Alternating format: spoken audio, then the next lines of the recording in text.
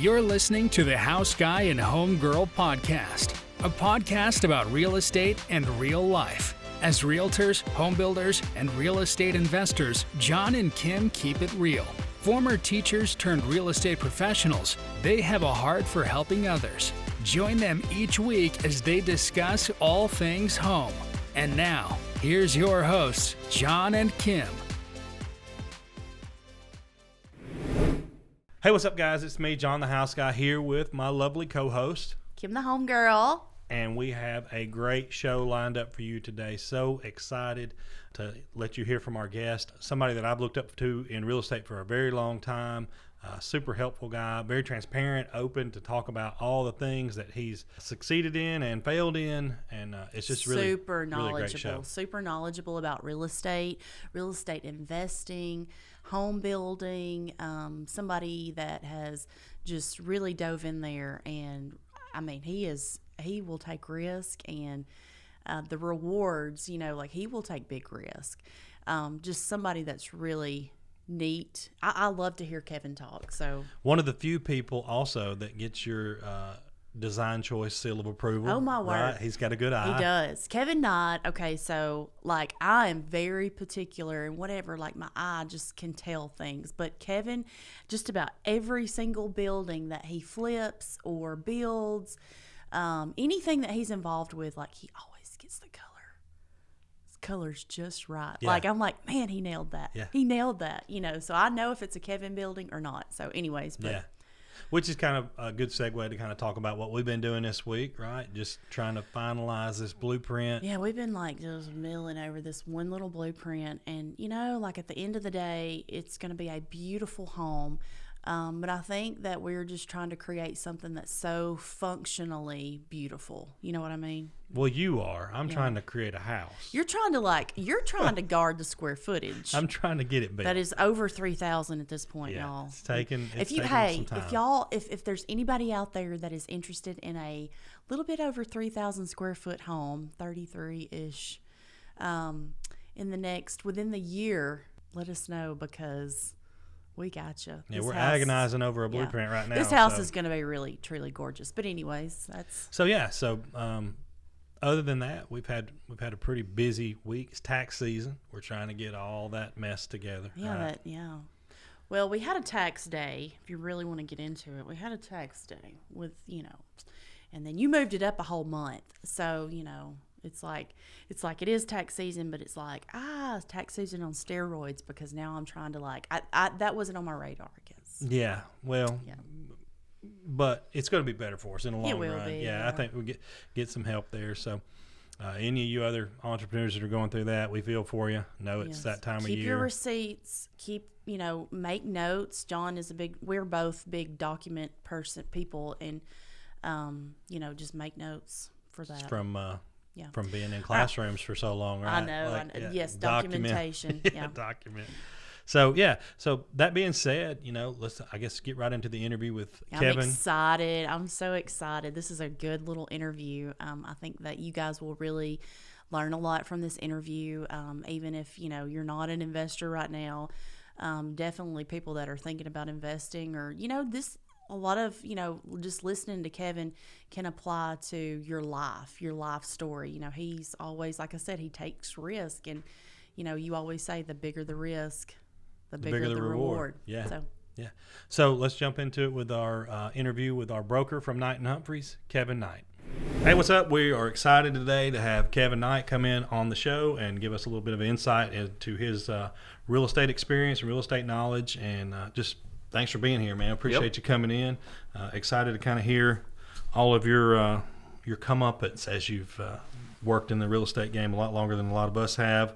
I'm not trying to age you, but at the same time, I know you got a lot of good experience. So I guess the best way to start is just you tell us a little bit about yourself and how you got started in real estate. Okay. So I originally moved here from California, out west. I've been here since 2004. So kind of what brought me here is I have an uncle that still lives in Sheffield, has lived here for like 35 years. And it was really kind of a fluke thing, growing up in California. I really never even thought about owning a home because prices are crazy. And in my early 20s, I was very fortunate enough to meet a family that helped me purchase a dump truck. And so that's what I thought my life was going to be, and I was good with it, was driving a dump truck, maybe doing a little bit of dirt work. But I just happened to stop by my mom's apartment one day, just a fluke thing, and she said, "Hey, your uncle's on the phone. Say hi to him." And it was one of these uncles that I didn't really know that well. I mean, just small talk. And he said, you got to come out here. And I was like, where? He was like, Sheffield, Alabama. And I was like, okay. I'm like, I don't know why I'd go there, but Right. All right. Well, anyway, fast forward probably about a year, maybe a year and a half, I was living here. Mm-hmm. So I had just gotten married, literally came out here on the honeymoon to look around, went to Nashville, came here, and I'll never forget when I was here, the thing that sold me, and again, I wasn't even thinking, wow, I could own rental property, or I could build this or that and have a strip center, or, build a warehouse. None of them thoughts were in my mind. It was simply that house was $25,000. Right. And I kept thinking my vehicle cost that. And I was like, where I was from, I mean, in Santa Barbara County, the average home was like $900,000 to $1 million. So it was hard for me to comprehend that. But long story short, I moved out here. I think it was about 2004, and went to work for my uncle. Was living with my uncle. That got old real quick. I was swinging a hammer, making $8 an hour, and I knew real quick I was not a carpenter. And I was just putting food on the table. And I will say this, I did own a dump truck for about 3 years, so I was able to pay that note down. So when I moved out here, I literally had zero debt. I had a 90-something model Ford truck. I literally had been married 2 months. She had a little Camry. We had no debt. I had an $18,000 cashier's check in my pocket when I came here. Is that from selling the dump truck? That was from my equity in my dump truck and whatever little bit of money I had in my business account. And so that's really what I came here and started with. And and again, swinging a hammer for probably 6-7 months, I started going to real estate school at night. And again, I never even really thought about what I could really do in that business or line of work. I just thought, I'm going to get my real estate license because I want to do something different. Mm-hmm. And so I ended up getting my real estate license. I think it was about a 3 or 4 month course at night. And my first company I went to work for was Cypress Realty. So that was kind of the beginning for me, is to make that change from California to Alabama. And looking back, I realize like how brave that was. But honestly, I didn't have anything to lose.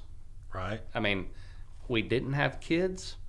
It was so simple. It was my truck, I think a 10 or 12 foot trailer, and her car. And we drove, 2,000 miles, whatever it was. And,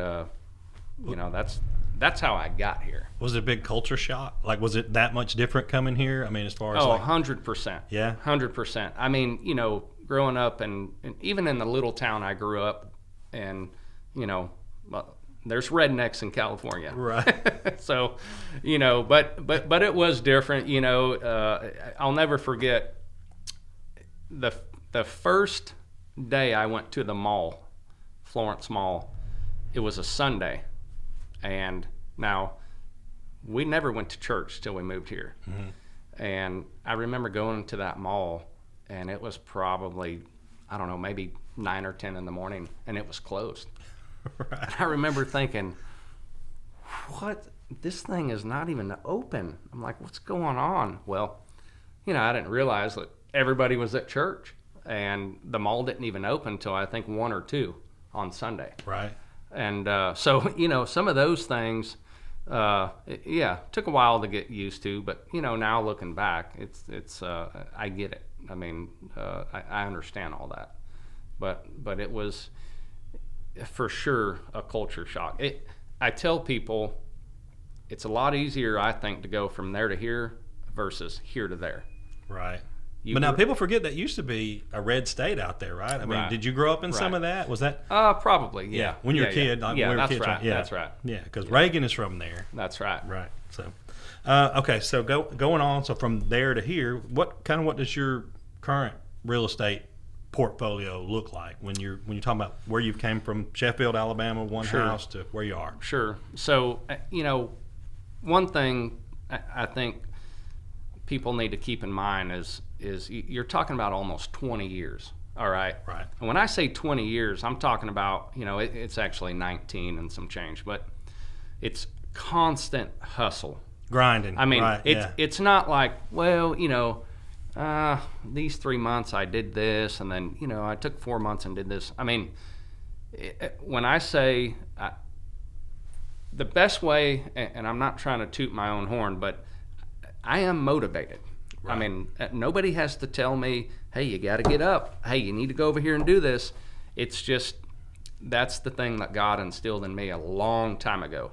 And I don't know if it's because of the way I grew up or just, the way God wanted me to be built. But at this point in my life, we have a mixture of properties from residential to apartments, townhomes, warehouses. We have a little bit of retail space. We have 3 or 4 tracts of land that are industrial / retail. And I would say my main interest today is really developing, on the developing side.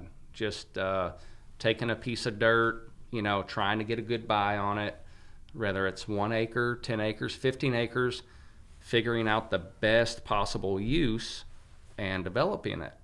We might build 10, 20, 30,000 square foot warehouse. We may put some houses on it. So my portfolio today it is a good mixture. Mm-hmm. Maybe a little more industrial, which I like that because you are dealing with business owners. So, I tell people all the time, I would rather have 20 or 30 warehouses versus 50 houses. Right. I mean, just because I think in the long run it's easier to manage, and you're simplifying things. Yeah, because that's that person's income or that company's income or whatever. That's right. It's not just a place to live, right? That's right. So, that being said, I mean, as far as your journey from owning that one house that you were living in to owning your portfolio now, kind of what was the in between? Now, you talk about grinding like 100% because I saw a story you put up on Facebook a couple weeks ago, and I showed Kim. I was like, man, look, like this is since we've known Kevin. Look, this is this and this and the self-storage, all the stuff that you've done. It's like, that's just a couple years, Yeah. So I know you've been motivated, but, how did you kind of go from a little bit of the journey there? Sure. So probably a major changing point in my life, and I've shared this story a couple of times, but it was probably about maybe 8 years ago. I was to the point where I think we had maybe 30 or 40 properties, mostly houses, maybe a couple of duplexes here and there. A nice portfolio and nothing just, too crazy. I mean, the average home was probably 50, 60 grand, back then. Mm-hmm. And that same house today might be 120, 130. Right. But I was thinking one day and I thought, I want to take the next step, go to the next level. And I was kind of in a position to where, you know, you go to a bank and you show X amount of income, you know, and you're all the time trying to find ways how to limit your tax liability, right? And for me, I want to be 100% on the up and up. I want to be legal. If I ever have an audit, and I hope I don't, I want to be able to say, hey, this is what this is for. This is where this went. You know, we just went through that. Did I tell you that? We just got on. You mentioned that. Oh, my gosh. So man. It was that fun or what? And you know what happened? We did 40 hours of work, right? Me and her piling through it, and we got one sheet letter back from the State Department that says, you're good. Yeah. I basically like, thanks for sending your stuff. You're right. But yeah. So you went through it, no problem. Yeah, we're good, but Right. it was just like so scary, you know. Yeah. Like you said, you want to be on the up and up. Yeah, that's right. So, That's right. And so what I did was I had a couple relationships, 3 or 4, and so I put an email together. And I remember this was about 8 years ago, and maybe it was 3 individuals, and I'm not going to say the names, but they're all local guys. They are hugely successful, and they all had an interest in real estate, right? And I think that's the one thing you're going to find. I don't know if I've ever met a person that you know owned a business in general that had any kind of success, whether it big or small, that did not have an interest in real estate. Right. It's just almost like kind of the natural, I guess, feeling or part of your life. It's like everybody, you know, wants to be in the real estate business. Yeah, follow the money and you find real estate. That's right. Yeah. So I put together an email. Basically, it was super simple. It just said, hey, you know, I currently have this many properties. You know, my debt is about this. They're worth about this. You know, I'd like to do some larger projects. The banks are probably going to cut me off in the near future. You know, would you entertain either A, being a partner, or B, being a lender? And, you know, kind of gave a couple scenarios. And I think at that time, I even offered to pay a 7 or 8% interest rate, right? So back then, that was pretty strong. Right. You know, people were excited about that. You know, today, it's not that big of a deal. Yeah. But out of them 3 people, they all 3 responded. 2 of them basically said, hey, you know, I've got this going or that going, or, you know, right now is not a good time, but, you know, they were all very nice. Keep me in the loop, you know, right. Always look at a deal. And then the other one basically said the same thing. And then I had one individual that emailed me back and was like, hey, I'd love to talk to you more about this. When is a good time to come to my office? That right there, I didn't know it that day, but that was a major turning point in my life. Little did I know that would drastically change my life, just all aspects. Not even just financially, just getting to know that person and just know how they operate, and really the whole part of giving, you know, because you do well in life, you give back. And a lot of people don't grasp that, but that alone is an investment, right? Whether you're a Christian or you're not, there's a certain type of giving, I think, that you should do. I mean, it's almost like honoring your blessing, right? Right. So at that point, I met that individual, and literally, I think I was in his office less than a week later, and maybe a 40-minute meeting, and he laid out some guidelines, and I literally walked out that door with, I think, a $500,000 basically credit line. And now I knew what he expected, and I also knew there was a lot of trust, because we did know each other, but not very well. Right. And so, you know, fast forward, that same individual is is a partner of mine today in several deals, 50-50 partners, and we still do some other stuff where he's a lender, mostly short-term stuff, but that was a major part. That allowed me, if the guy down the street called me up and he inherited, let's say, 4 houses from his grandfather, but he didn't want them. He didn't know anything about that business. 2 of them were occupied. 2 of them were falling down. If that guy called me or called somebody that knew I was in that line of work, I could go over there and say, hey, I know you want $150,000 for all 4, but I'll write you a check. Do the title work. I'll write you a check for $110,000. That's what that allowed me to do. Right. Leave what cash I had in the bank, not have to go to the bank and go, gosh, can I do this? I mean, what are they going to appraise for enough? Or can you give me 80%?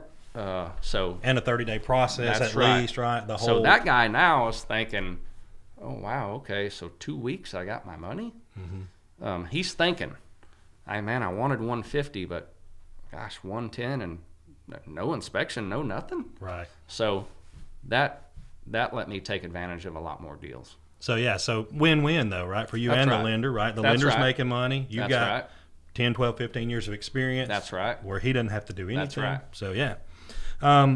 So what about, let's kind of lump these next 2 together. What is your current strategy? You talked a little bit about development now. You're kind of in the development. What kind of goals are you setting for short and long term for that? What do you want to accomplish? So right now, as of a year ago, we have made a connection and I guess made a partnership with Dollar Tree, Family Dollar Tree. So we have gotten into building those, and we own the building. It's a build to suit. So we own the building. We build the building like they want it, and they sign a 10-year lease. So that is something that works very well for our model, and simply because the tenant's there.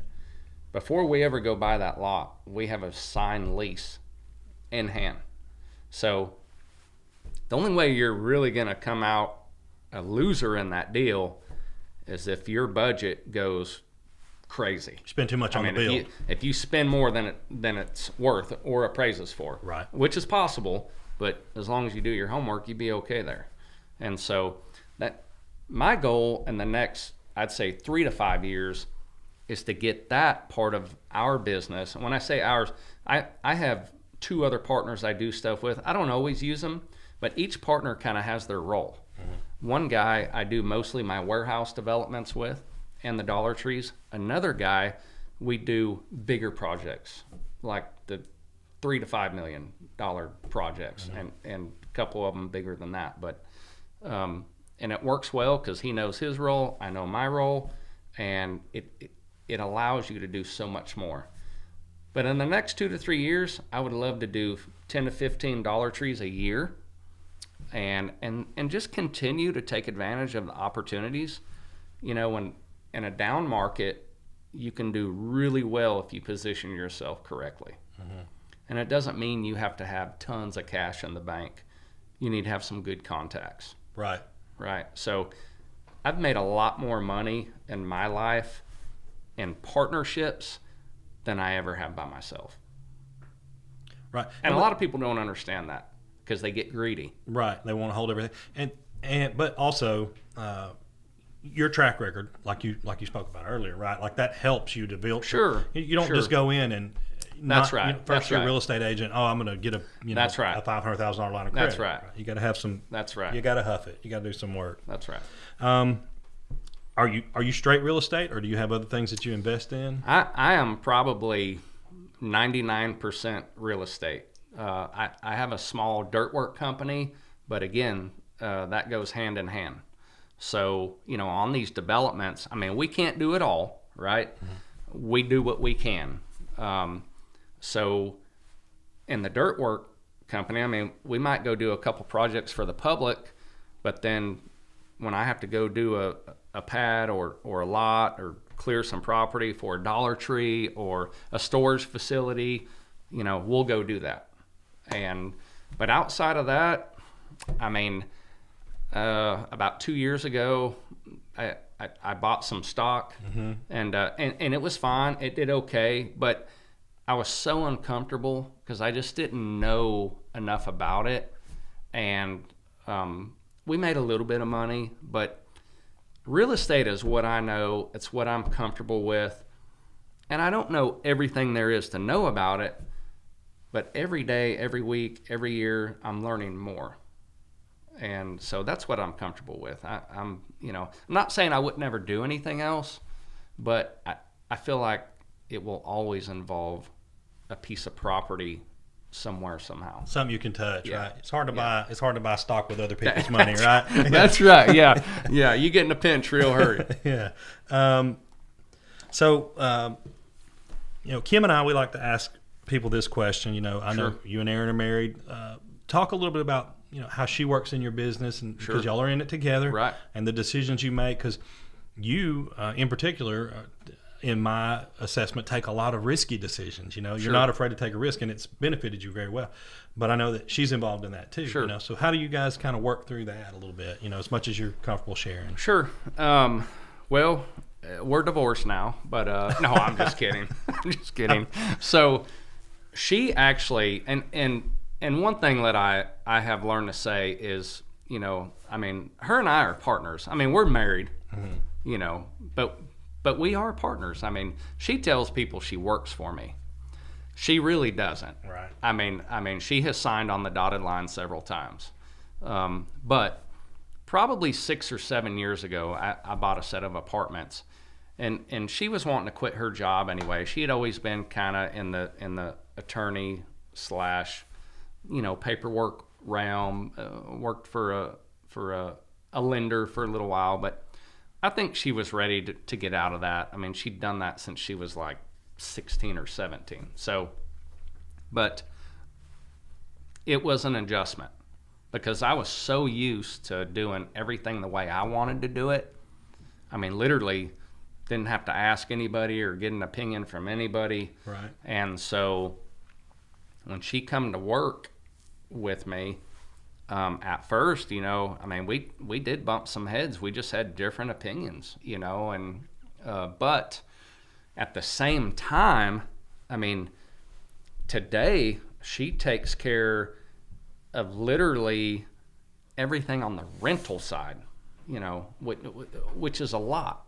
I mean, she's your property manager, basically. Pretty right? much, Yeah. pretty much. And honestly, I mean, that's probably the I don't know how to put it, but that's not the fun job. Right. Okay. Right. Because you're dealing with tenants. I mean, it's not just terrible all the time, but you're a problem solver. Right. I mean, people call, people pay their rent. Normally, and I'm sure you know this. First of the month or the first week in the month, that's when you hear about everything that needs fixed. Right. Because that's when they hand you the rent check. That's when it hurts a little bit. And they're like, "Hey, I'm paying you this, so by the way, that HVAC, it's not getting below 75. Can you send them out?" Right. But you didn't get that call before the check came in. But it was an adjustment. But now looking back, I really am thankful because it's true. Nobody's going to take care of your properties or your investments like you do. Right. And she is an owner, and so and I know she gets that, but and she's got to know a lot of these tenants, which could be good, could be bad, but she does her job well, and again, we each know our job. Like she's not going to go meet with one of my partners and talk about a multi-million-dollar development, but she knows. I mean, she handles all our leases. I mean, she might call me and say, "Hey, what did you agree on?"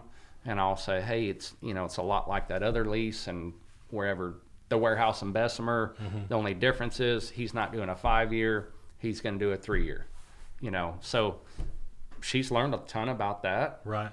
She She screens the tenants, which it takes time. So it's been a 100% has been a blessing because honestly, if she wasn't there, we would have to hire somebody. Right. Yeah. That's what I was sitting here thinking. Like, without her, man, you're that's tough, right? Because she's in the business, which is great. Me and Kim, we have an issue. You tell me how you guys handle this, and maybe you have the same issue. How do you turn it off? Like when you get home at the end of the day, right? And then you're sitting in the bed, you're scrolling your phone. Yep. Oh, here's a deal. I don't want to see that right now. Shut up about that. It's 11 o'clock at night. Do y'all have that kind of same thing, or do you have a system that works for you? Or For something? sure. I don't know that we have a system, but it comes and goes. Like, I sent you a property I looked at this morning. Well, she sent it to me last night. Right. So, little different situation because it would be for our daughter. Mm-hmm. But still, so it comes and goes. I think, I really don't know how to answer that because every couple's different. But this is going to go out on the public. Yeah, right? I think her biggest probably issue with that is my phone. Mm-hmm. And it's not so much during the day because she knows that Monday through Friday, probably from 7 to 7:30 in the morning till sometimes 5, 6, occasionally 7 at night, I might get a phone call and it might take 45 minutes. Mm-hmm. After 5 o'clock, I try to limit them maybe to a text or an email, but when her and I are out of town somewhere or we're trying to get away from it all, I try to limit the calls. Maybe if she walks into a shop, I may go outside and make a couple calls. Get caught, right? I gotcha. But, it is a balance. And like you guys, you're both in it every day, all day. Right. And I think, and your kids are a little bit younger than ours. We have a 22-year-old and a 16-year-old. So, they're not by our sides all the time. Right. But I think you just have to find that balance, whatever that may be. And maybe that's a week and a month you get away, or maybe that's, you go out and eat once a week and you leave your phone on silent or leave it in your truck. Right. And I say that, I probably wouldn't do that, but I can handle the silent. But as we're talking, my watch is buzzing, and it's killing me not to look at it. But I'll say this: the husband and wife, when they work together well, it works great. Mm-hmm. Because you guys are both involved, you're both owners. You're both wanting to be successful, and I think when you have the disagreements, you have to work it out. Whatever it may be, you just have to. Because if you don't, it is going to be a disaster. Right. And try to, like you said, keep it separate. Yeah, that's right. Yeah, put some time in outside of, like I made the mistake for Christmas. We went out to dinner I was like, we're going to go out to eat and we're going to spend some time together, get a babysitter. And then the whole time I'm like, well, what do you think about if we did this? Change the name of our business. And she's like, this is not romantic at all. This sucks, So it didn't go well. Yeah. It was not a good evening. We've talked about this some. Tell me about your outlook on risk versus reward. Like you've taken some, like I said, major risks coming to Alabama. Meeting with partners and stuff like that. Tell me about how do you view that? So for me, it's each deal is different, and I know we've all heard that, but it's true. And I think there's so many things you look at, but number one, time frame. Basic stuff like what can you borrow money for? How long a project's going to take? And sometimes there can be risk in partnerships. If you partner with me and, let's just say it's a $300,000 deal, whatever it is, houses, whatever. And, 3 months in, I call you and go, hey, John, I need my $50,000 back. I've got a major problem and I got to have that next week. And you might be like, that's not our deal. So I think I think you just weigh out, I mean, ultimately you're looking at the return. I mean, I think that's it. You know, time, return. I guess the biggest thing for me is I tend to really, today, I'm 44 years old. Today, I value my time more than ever. Not that I'm worried about I won't be here tomorrow. It's just, I mean, you know, if you go build 2 houses, it literally could take up as much time as going to build a 10-unit apartment building. Right. And even though the 10 units, more money, more numbers, and if you can only do the 2 or 3 houses, that's fine, do it. But I just want to value my time where it's best spent. Like, I have a great friend of mine, and he is all the time wanting to buy and sell some equipment, and that's great. But at the end of the day, I mean, some of this equipment, we might split 8 or 10 grand, and I don't want it to sound like I'm too good for that, but I'd much rather go look at a piece of property where we have an opportunity to make 50, 100 grand, 200 grand maybe, versus going and looking at a piece of property to buy for 35 grand and sell it for 45. Right. You know, it's not that I'm too good. It's just my time is better spent over here because I can make 10 times that money in 90 days or 6 months or even 12 months versus that piece of equipment. So that's what I look at. Yeah. You know, I want to make sure I'm getting the most out of my time. I think too, one of the things that impresses me about you is that you pull the trigger, man. Like I'm bad, and Kim and I are both bad to like analyze, Right. and you're just like, do it. We're going. Yeah. Right. So anything that, I mean, you think that's just kind of ingrained in you or your personality, or what do you think that probably is? For the most part, but also, and I've probably said this a million times since I've gotten into this, is you know, I don't think we're going to lose anything. Right. You know, and it sounds so simple, but it's true. You know, again, like I want to make money. Don't get me wrong, and I want to make a good return, but also I want to make sure if anything happens, I can sell that today for what I got in it. Right. Yeah. And that's what I mean by that. Yeah, we call that the hit by the bus, right? Like, right. I always say, if I got hit by a bus, I want Kim to be able to sell that's it right. and be out. That's right. So looking at that, what do you think? Probably, I'm guessing there's been some mistakes along the way or some Sure. regrets or whatever. What do you think, Sure. real estate wise, that you looked at and gone, I wish I wouldn't have done that? Sure. Probably the main, I guess, issue or property that comes to mind is when I bought my apartment building. I way underestimated the renovation, the cost, and thought I was good. Thought, oh, this is easy. This is no big deal. And I had an investor involved, basically a lender, a private lender, and so what I thought was a tremendous deal for me. You know, hey, had the money to buy it, had the money to renovate it, so I'm getting about 60-70% done with this thing. And I don't care to tell you, it was actually 2 properties, but it was a total of like somewhere around 60 units, and that was a big deal for me. That was about 6-7 years ago, and up until that point, I had never done a deal that big. I mean, that was all in probably over a $3 million deal, and so that was me and my wife, mm-hmm.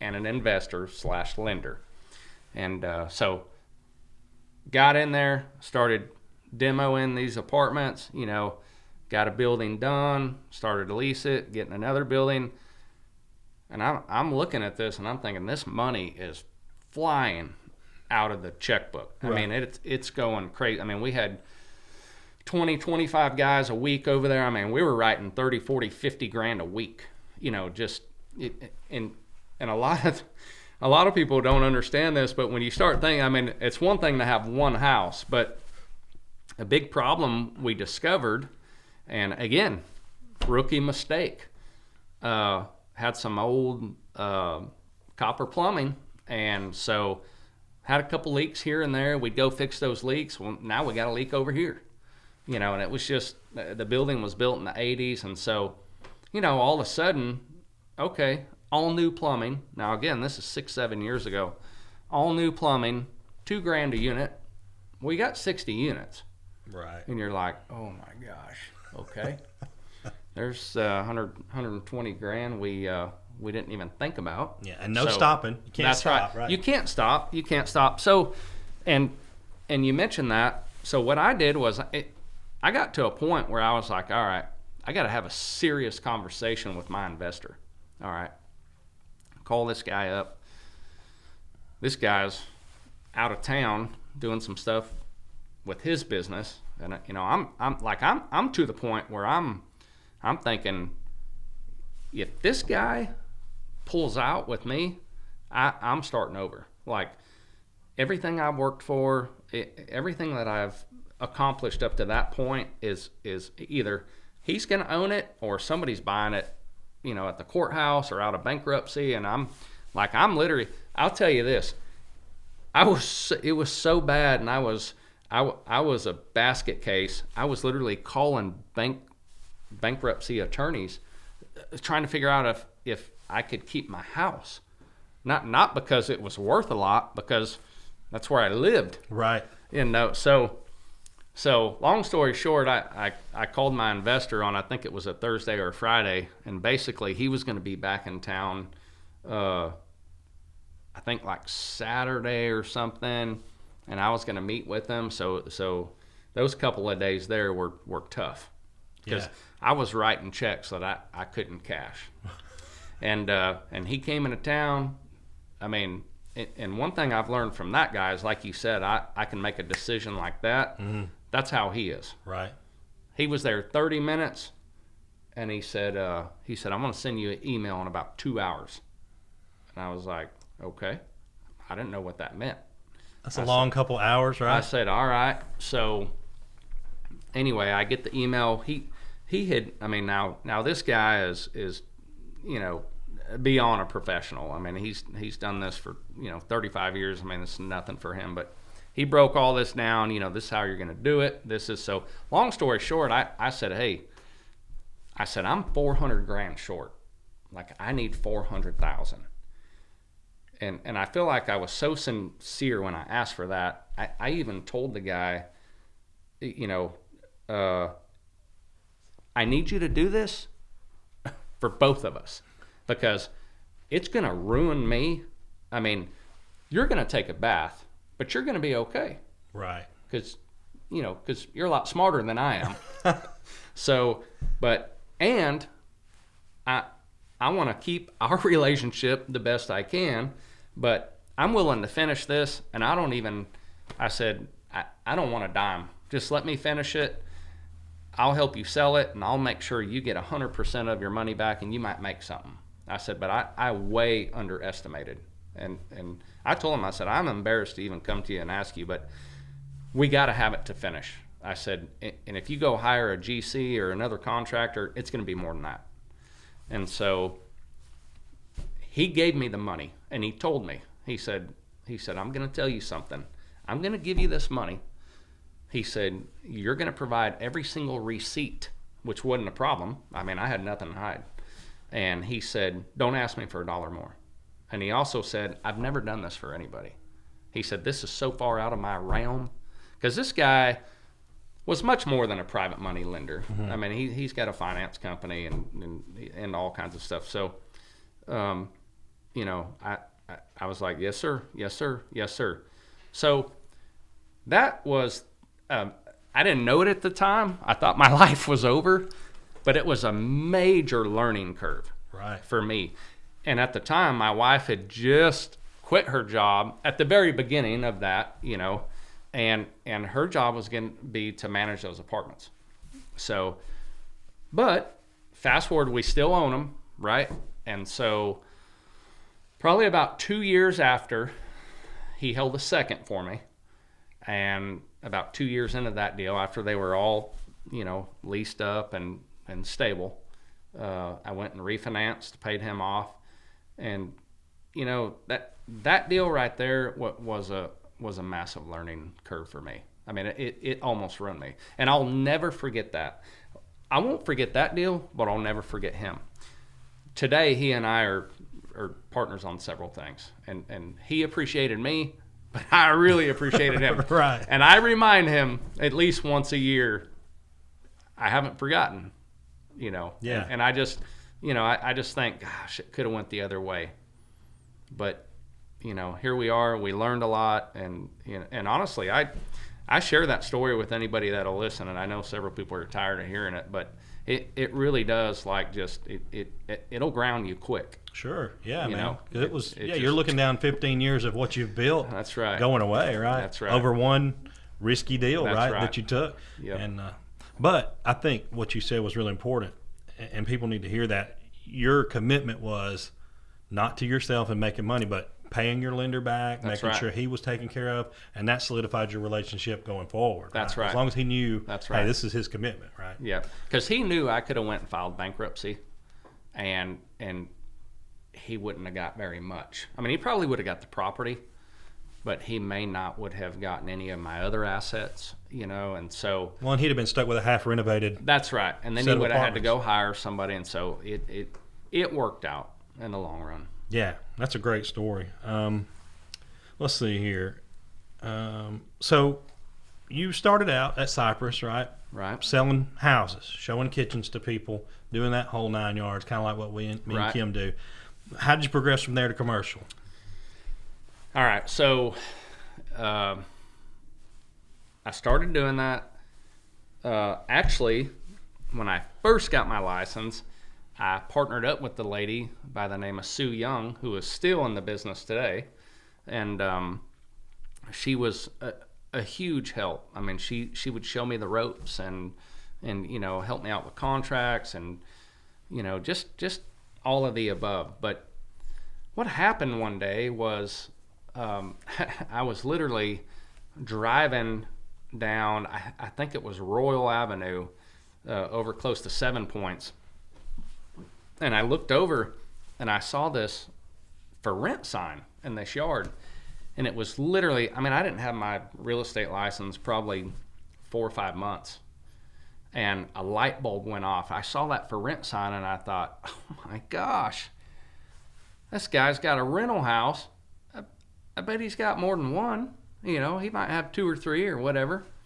So I called that number, and I didn't know who it was Tim Rhodes Properties. And I didn't know who Tim Rhodes was. I just gave him my spiel. Hey, my name's Kevin Knight. You know, I'm a real estate agent in Florence, and I threw the from out west. You know, I have a lot of contacts there, and just interested to see if you would consider selling this house. And it may have been a duplex. I don't remember exactly. But next thing I know, I have an invitation to stop by his office and talk to him. I'm like, yeah, sounds great. Sounds great. I go back to Cypress Realty, you know, and probably told Sue and whoever else was willing to listen. And they were like, you talked to Tim Rhodes? And I was like, yeah. And I said, you know who that is, don't you? And I was like, no. And they said, he's, you know, he's one of the main guys. I mean, he's one of the big dogs in the area. Right. I was like, oh, okay. So I go over to his office, you know, and pretending I didn't know that. And he literally hands me a box of keys, 15, 20 keys, and gives me a list of these properties. And he's like, I'd like you to try to sell these, you know. And I was like, what? You know, Right. trying to hide it, being, oh yeah, no problem. I got to call some Get more it. for rent signs, And right? so, Like get that going, yeah. So I, you know, when I'm about to walk out of his office, you know, he introduced me to his son, Darren, and Darren's like, hey man, we got these apartments over here in Tuscumbia. He said, why don't you try to sell those for us? And I was like, oh, okay, yeah. If you don't care, email me the details. You know, he was like, all right, I'll do it. So I walked out of there, and I remember getting in my truck, and I was thinking, apartments? I was like, sell apartments? I was like, I don't even know if can I sell apartments? People own apartments like that? Like I was literally thinking, with my license, can I sell apartments? Right, yeah. And so I got back to the office, and I'm telling Sue all this stuff, and of course she mentioned it to the owners, and they were like, they just couldn't believe it. Like, they couldn't believe. And by the way, that listing on those apartments was like it was $1 million something. I want to say $1.4 million, $1.5 million, something like that. And they had never seen a listing like that come through the office. Now remember, that's roughly 18 years ago. So that was a big deal. I mean, $1 million property in the Shoals period, 18, 19 years ago, what was a big deal. Right. Now it's super common. But so anyway, fast forward, I actually did sell those apartments on a website called LoopNet, which is kind of a commercial hub for a lot of brokers and agents and investors. But so that's really how I made that transformation into the commercial. I didn't really stop selling the houses or even trying to buy the houses. But I found out real quick, as a broker, it would take me, 10, 20 houses to make the same money I could make on one apartment complex. Right. And the sweet thing is most investors that purchase those type of properties, they don't just buy one. Right. They keep buying. Right. And they typically keep selling. So, that one relationship right there was just so crucial to my success and helping me get to the point where I could be one of those investors. But after I learned that, I really, I'm not going to say I got out of the residential, but I was focusing on commercial. Right. Yeah. It's definitely like you talked about earlier, developing, building houses and commercial. Takes the same work, right? That's right. So that being said, then you and Steve Humphreys, right? From that point where you made that first commercial sale, how did Knight and Humphreys get open? How does that happen? So what happened was, of course, I got my real estate license, went to Cypress. There was another guy that's pretty well known in the area, great guy, a little bit younger than I am, James Bobo. He had gotten his license. Steve, he's a little bit older than I. Steve, at that time, had been in the timber business. And he had actually gotten hit. Well, I'm pretty sure James and Steve at that time got their real estate license for the same reasons. James was kind of starting to liquidate some family properties. And I think they were just trying to save some money. And same thing with Steve. Steve had several tracts of land he was going to be putting up for sale.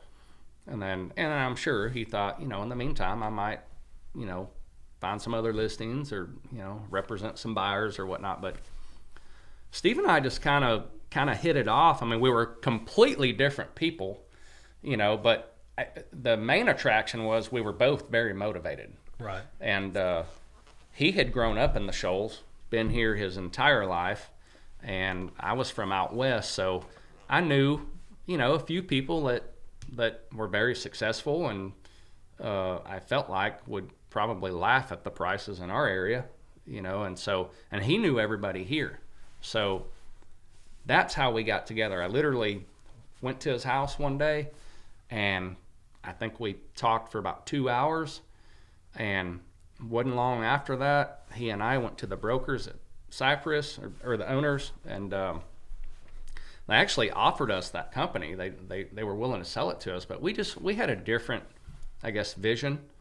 And, we weren't looking for a bunch of agents. We actually weren't looking for any agents. And so literally, probably for well under $5,000, we went and rented a little office on Seminary Street, right across from the post office. $500 a month. It's a 2-room office. And it was perfect. It was absolutely perfect. And he and I worked every day. I mean, I'm talking about every day. And I believe that was 2006. The market was strong. I mean, people were getting 95, 100% loans on fourplexes. And so we were selling, we were utilizing LoopNet, my contacts out west.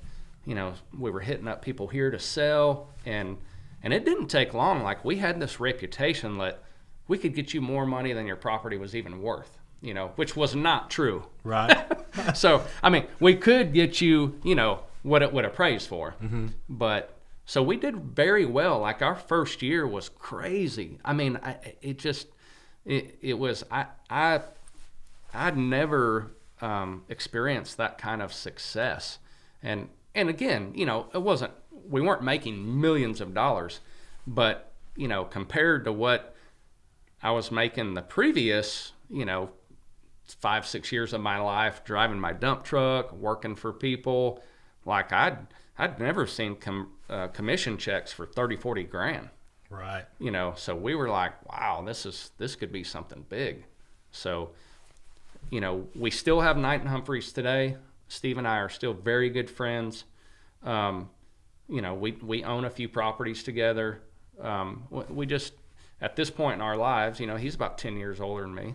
And so he's taking care of his properties, and, I'm still trying to grow, but it was, the timing was perfect, and he and I get along so well. I mean, it just came together so well. And a new face in the commercial market at that time, right? There wasn't right. a whole lot of that in the shows, right? Kind of the main guy was Greg Pounders, and Greg was so far ahead of us. He was probably more of the build to suit, mm-hmm. I guess, professional, and so we were in no way any kind of competition, for him. But we did try to learn from him, just as far as what he was leasing stuff for, selling stuff for. I mean, we were trying to keep tabs on what was public. Right. Yeah. But absolutely. I mean, it was a good run. And then when 2008 came, is when, we probably had our heart broke a little bit. I mean, it's just like somebody just turned the valve off. But kind of like what we're dealing with now. Similar, right? getting close, I think. I mean, but we pushed through. I was just kind of buying a couple little houses here and there. Like, for a long time, I had to live in the house I was working on. I mean, it took me 2 or 3 years to live in this house and buy these 2 houses and work on them. And work on another one, right? Yeah. But I learned a lot from Steve, and I don't know if he learned anything from me, but we're still good partners. So if you're talking to somebody who's looking to get into either being an agent or being a real estate investor, what would be your advice to get started doing something like that? So in my opinion, I would suggest going the agent route first, simply because, especially if you're a beginner, I mean, you can learn so much as an agent, right? Right. Just dealing with the public, learning what different investors expect. Also learning where an investor might make a mistake, might pay too much for something. Mm-hmm. I mean, but as an agent, and this, I mean, you get to see both sides of it, the buyer and the seller. Even if you're only representing one side, you get to see how the transaction works. Sometimes you'll see the appraisals, what comps they used. But I just think experience is key. Now, there's a ton of people that, say you have an electrician that has his own company, and he's doing well. Maybe he's making $100,000, $200,000 a year, and he's got some extra cash flow. He wants to start investing. That's fine. I think it would be wise for him to ask questions and maybe talk to somebody that's been down that road. Nothing wrong with reading books, watching YouTube. I think you got to be a little bit careful on there because all them guys making more money on selling you their info than they ever did on real estate. On ad revenue, right? Yeah. But yeah, I would suggest agent first.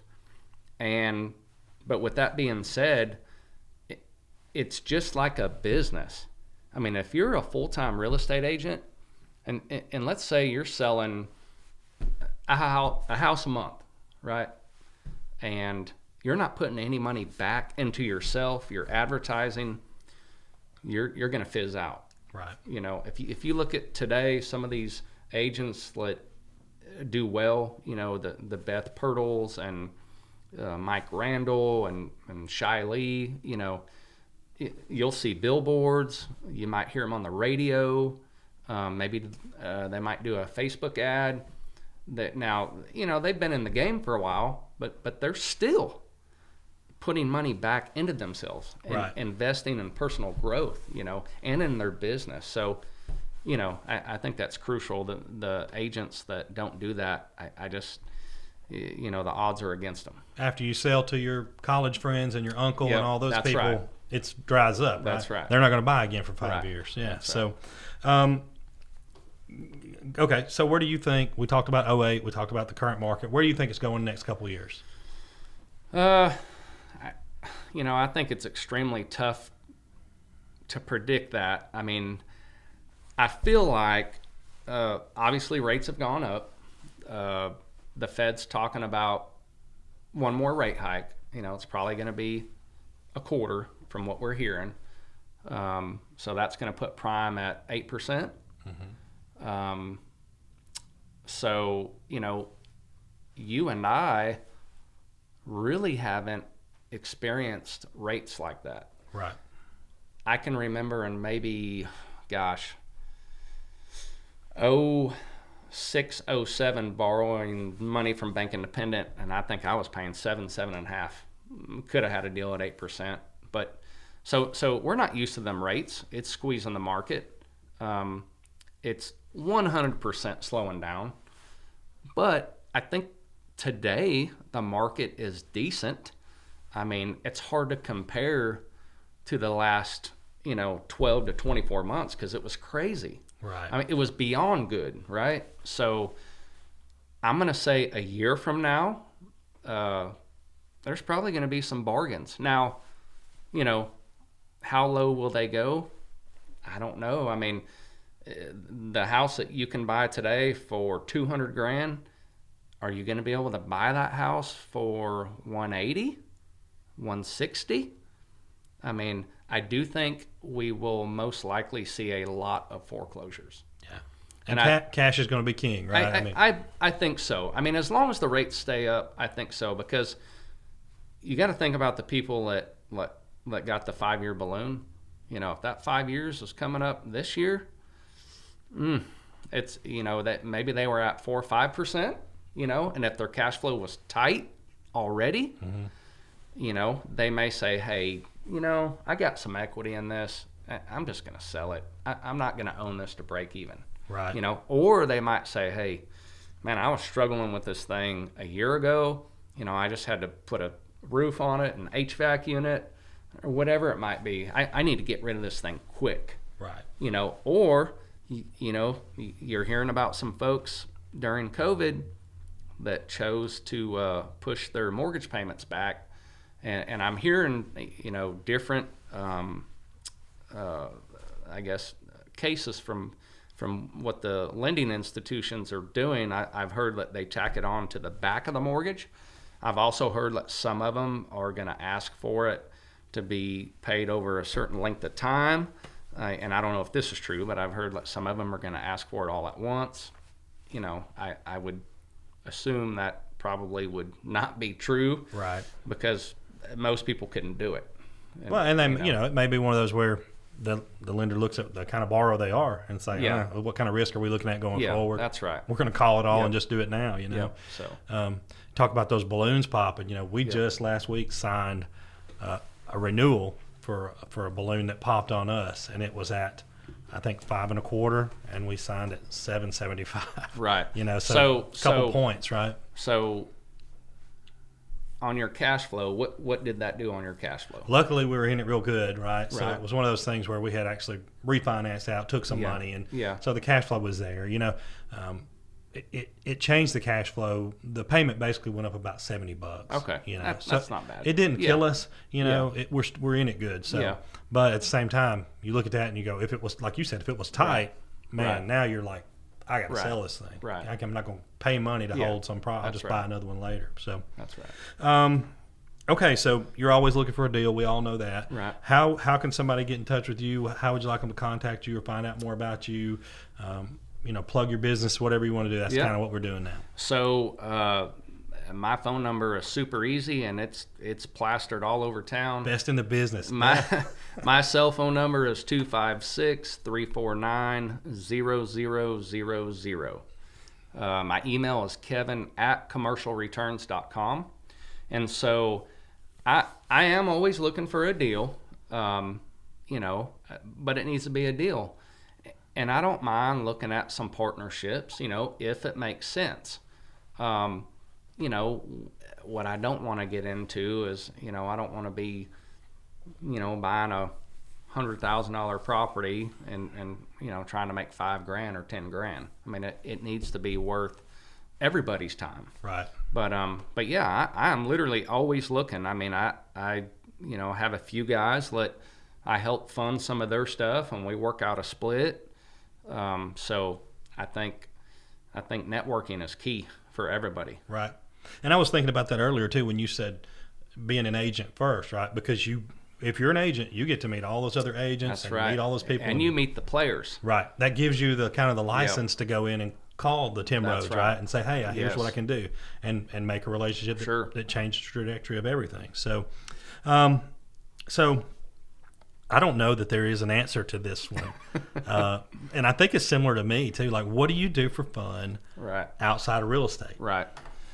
So, one thing that I love to do is I love to duck hunt. I like to go duck hunting. My brother lives in Illinois, and he's a big duck hunter, so he kind of got me into that a few years ago, and so it's something like he and I can do. And my son, he's 16, he just went for the first time, and he loved it. He thought he shot a duck, but really we shot it, and then he shot. So, but no, I do like to hunt a little bit, but honestly, we were lucky enough to find a bargain at the beach a few years back, about 3 years ago. So I don't go down there as much as my wife does, but we do like to go down there. But when we go down there, it's touch-up paint and this and that, which is not a big deal. But honestly, I guess the answer is just a little bit of traveling, a little bit of hunting. But just to be honest with you, and my wife would say, that's not true.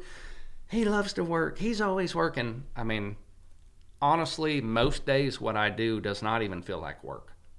I mean, I'm being dead serious with you. Right. I feel so blessed and fortunate to be able to make a living at what I do. I love it. I love it. Yes. And it really does get better. I mean, I feel like as I get older and my business progresses, and I learn more, as I grow personally and my business grows, I can give more. Right. And it makes me feel good. I mean, it really does. But I do like to get away every now and then, but I also like to work. Right. And that's kind of like what I was saying with us, me and Kim. It's like what I do for fun is real estate. Yeah. And it's hard to, when you're talking about work-life balance. Yeah. I just enjoy this so much. It's hard to just not do any of it. It is. To take 24 hours and say I'm not doing anything real estate related or investment related. Just get out of it. It's tough. I'll tell you a funny story, and I'm probably going to get made fun of for this, but anyway, it's probably about a week ago. Well, yeah, it would have been at least a week ago, maybe a week and a half ago. I told my wife, I'm like, I said, I'm not going to work Fridays. I'm not going to work Fridays anymore. And she was like, are you serious? And I'm like, Yeah, well, maybe a half day, maybe. And I was completely kidding. I really just wanted to see what she said. Well, I don't know, a couple days went by, and she told me, she goes, hey, I booked us a massage Friday. And I said, oh, you did? What time is it? 1:15. I said, 1:15? Friday? She said, I thought you said you weren't working Fridays. You're taking the day off. And I think she knew I was kidding, but she was kind of calling my bluff. But I literally went to a massage in Florence, 1:15 on a Friday, and I was thinking, I shouldn't even be here. Like, I should be out doing something. And so this morning I pull into my shop, and one of my guys was pulling out, and he said, you got a busy day? And I said, I got a few things I need to get done. And he goes, a massage? I said, man, He never gonna let I should you live it have down. I should have never told you. Oh, that's great. Well, we got a couple things to kind of wrap our show up. Sure. Thanks so much for coming in. This is something we ask all of our guests. Number one, do you have a favorite life hack or destination that you like to travel to? Something that you could share with people that they may not know about, that Sure. would change their life, or something that they could go and see. Gosh, I don't really know if it would change their life. But I do tell people, if they've never been, the little town I grew up in, it's called Santa Ynez Valley. And some people say Santa Nez, that's Ynez, Santa Ynez Valley. It is a super cool town, lot of horse ranches, tons of vineyards, and it's you got Los Olivos, Santa Ynez, Solvang, Buellton, and they're like 45 minutes from downtown Santa Barbara.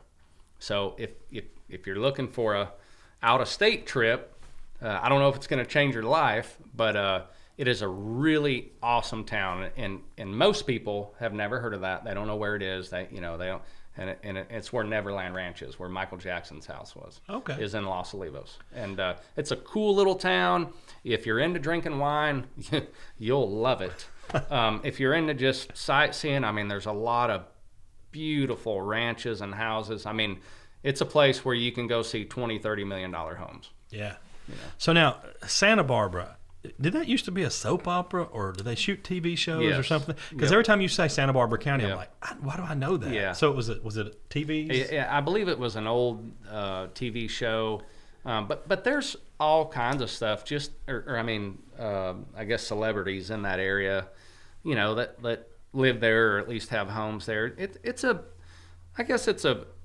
super expensive, kind of ritzy, but like even in Santa Ynez, which is it's like two different worlds, and you got to go over a hill to get there, right? So you got Santa Barbara here, you got Santa Ynez here, and it's just night and day. It's almost like I would compare like Florence and Muscle Shoals? no, probably if Muscle Shoals was Santa Ynez, and then Santa Barbara was like Huntsville or Nashville, Right. something like Yeah. that. But it's just a cool town. All kinds of Bo Derek's been there for years. Just all a lot of probably older celebrities like Madeline Stowe lived there forever. Kiefer Sutherland had a ranch there. Michael Jackson, just all kinds of a lot of music people. Bernie Taupin was a Elton John songwriter. Yeah. He had a place there, and just a lot of neat history, and these ranches are unbelievable. I mean, you talk about a spread. These guys, it's phenomenal. Do they have a historic marker for the Kevin Knight home place? No, Kevin Knight doesn't have anything there. He's not quite there yet. So, Me. All right, final segment of the show. We have this question we call ABC Yep. 1, 2, 3.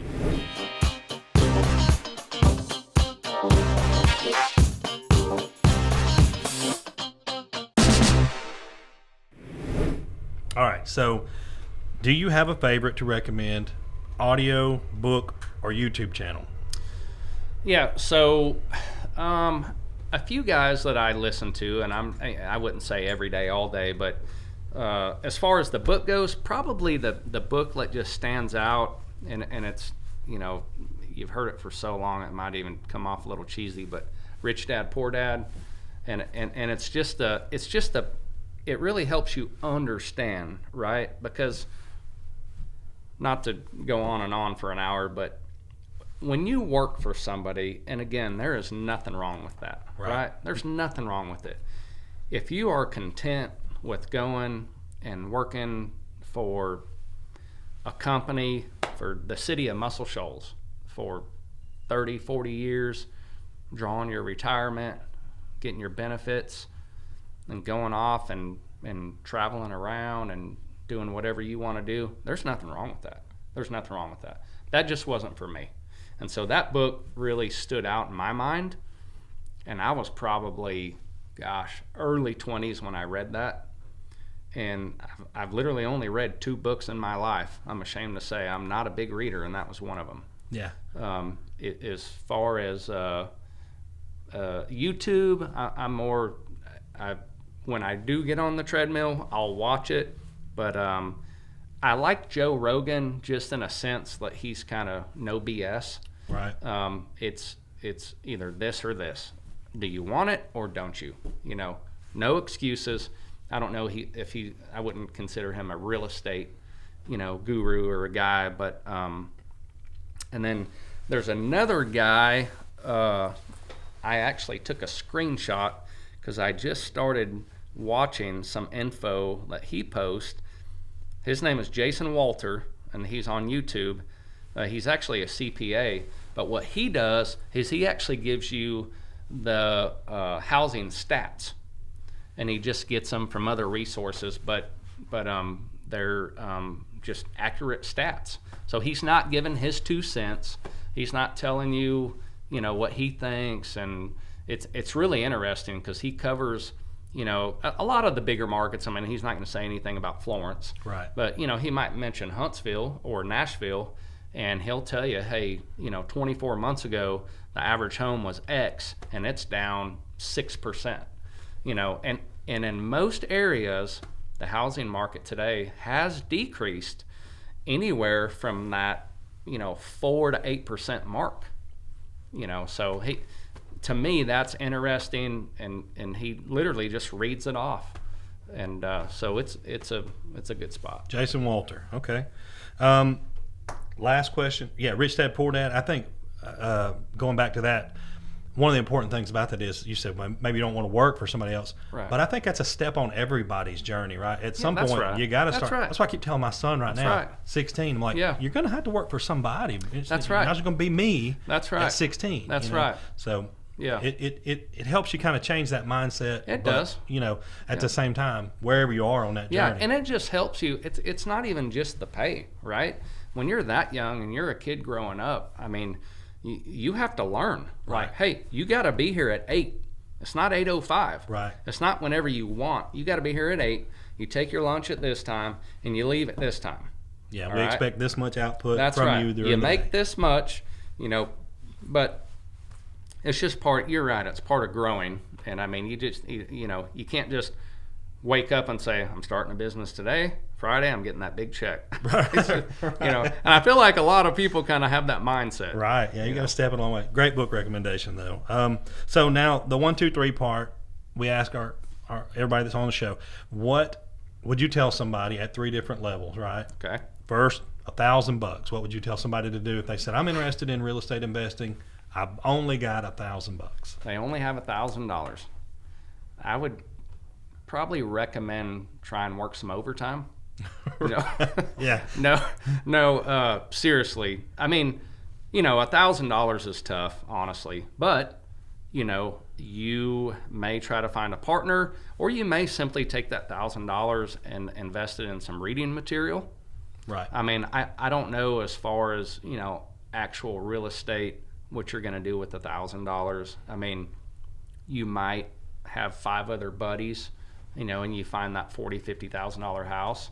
And if they're going to let you come in on it, maybe your part's $1,000. Right. You know, maybe you get $1,200 back in 4 months. And you do a little sweat equity. Yeah, that's right. Add some that's with your right. backbone. Or maybe your $1,000 goes to material. Right. You know, but I think that one is tough. Yeah, absolutely. For sure. So next step, $10,000. Yeah. So 10,000, I think, you know, obviously your options are a lot bigger, but you know, in today's market, most of the time, if you're going to a bank, let's say you want to buy the property down the road and it's 50 grand, you know, you're going to need to have 20% down in most cases. Now, if you've got a great relationship with the bank, you know, you don't have to be a tycoon, but maybe, you know, you own your own home, you know, it doesn't have to be anything crazy expensive. Maybe you bought a vehicle or a truck or whatever from Bank Independent. You've done 2 or 3 loans, you paid them off or you've paid them down, you know, and I'm assuming if you've got 10 grand to put into something, you have more than that, right? Right. So maybe you got 20 grand saved up, but you got 10 you're comfortable with cutting loose. I think you look at it as maybe you're 20% down, you know, and maybe you find that bargain for 25, 30 grand, you're putting down 6 and 4 of it, you know, goes to your paint and your, you know, a little bit of shrubs or whatever. Right. I mean, but the thing is with that, there's always something to put that money in. It may not actually be real estate. Right. You know what I mean?